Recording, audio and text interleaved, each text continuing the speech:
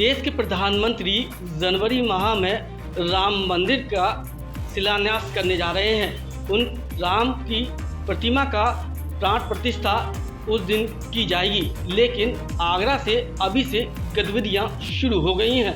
अयोध्या जाने के लिए हर श्रद्धालु आतुर नजर आ रहा है, तो रोडवेज ने भी इस ओर कदम बढ़ाया है। पहली बार आगरा से अयोध्या के लिए सीधे बस मिलेंगी। इसको लेकर आगरा रोडवेज के सर्विस मैनेजर अनुराग जी हमारे साथ मौजूद हैं। आइए उनसे जानते हैं किस तरह की ये कवायद है और किस तरह से श्रद्धालुओं को बसें मिलने वाली हैं। अनुराग जी, पहली बार देखने को मिल रहा है कि अयोध्या के लिए सीधे बस मिलेगी। ये कदम क्यों उठाया गया और किस तरह से यात्रियों को बसें मिल पाएंगी? परिवहन निगम की विशेष जिम्मेदारी होती है कि जिन जनपदों में, जिन स्थलों पे यात्रियों की उपलब्धता बढ़े, वहाँ पे हमें बस सेवाएं संचालित करनी है। इसी उद्देश्य के तहत आगरा और मथुरा को जोड़ते हुए अयोध्या से, क्योंकि अयोध्या में प्रदेश सरकार पर्यटन को भी बढ़ावा दे रही है और लोगों की आस्था का केंद्र भी है, दुनिया की आस्था का केंद्र अयोध्या बन चुका है।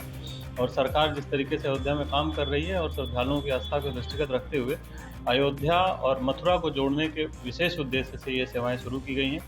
और मथुरा, आगरा और अयोध्या को तीनों जो टूरिस्ट के केंद्र भी हैं और आस्था के केंद्र भी हैं, अयोध्या और मथुरा, इनको जोड़ने के विशेष उद्देश्य से ये सेवाओं को प्रारंभ किया गया है। अनुराग जी, कह सकते हैं कि राम मंदिर का पूरा निर्माण हो जाएगा, भव्य वह मंदिर बन जाएगा।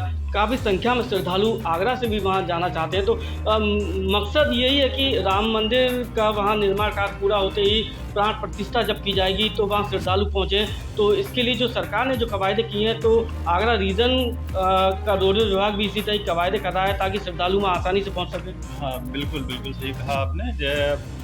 अयोध्या में अनिकट भविष्य में आने वाले समय में बहुत भारी संख्या में श्रद्धालुओं के आवागमन की संख्या का हम लोगों का जो अनुमान है, और उसी के दृष्टिगत ये निरंतर आंतरिक सर्वे भी हमारा चलता रहता है। फीडबैक भी हम लोग बस स्टेशन पे लेते रहते हैं कि कितना पोटेंशियल आगरा और अयोध्या के बीच में है या मथुरा और अयोध्या के बीच में है।